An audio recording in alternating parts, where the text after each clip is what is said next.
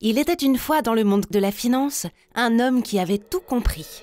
Amafi présente, le professeur Spot fait la lumière sur les marchés financiers et la transition écologique. C'est encore moi. Aujourd'hui, je viens vous parler d'un sujet majeur qui nous concerne tous, la transition vers une économie qui soit en mesure de faire face à l'enjeu climatique. Je vais donc vous expliquer comment les marchés financiers peuvent contribuer à cette transition. Face à des déséquilibres environnementaux de plus en plus menaçants, l'urgence grandit et mobilise de plus en plus les citoyens et les États. Pour atteindre les objectifs de l'accord de Paris, nos modes de production, de distribution et de consommation doivent changer et les acteurs économiques doivent réussir à verdir les activités, leurs services et leurs produits.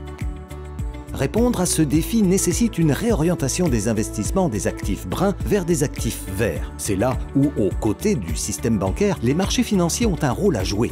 Faire se rencontrer l'offre et la demande de financement.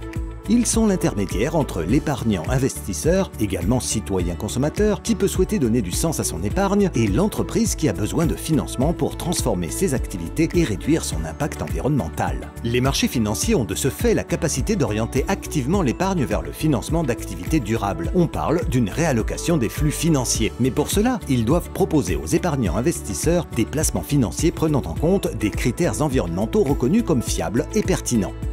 Prenons l'exemple des obligations vertes souvent identifiées sous le nom de Green Bonds. Au terme de règles édictées par la profession, une obligation est dite verte lorsque les fonds qu'elle permet de lever sont utilisés pour financer un projet évalué comme durable selon ces mêmes règles. L'émetteur d'une obligation verte doit alors publier des rapports détaillés chaque année sur l'utilisation des fonds levés jusqu'à leur utilisation totale.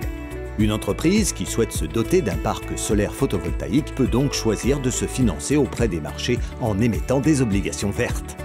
Les obligations vertes constituent un exemple d'investissement en matière de finances durables. Il en existe d'autres, mais aucun n'est à l'abri des critiques. C'est pourquoi différentes réglementations en matière de finances durables sont mises en place. L'objectif est notamment d'assurer que les placements financiers présentés comme verts répondent à des critères reconnus et répondent à des exigences d'information que les autorités doivent pouvoir contrôler pour sanctionner les manquements.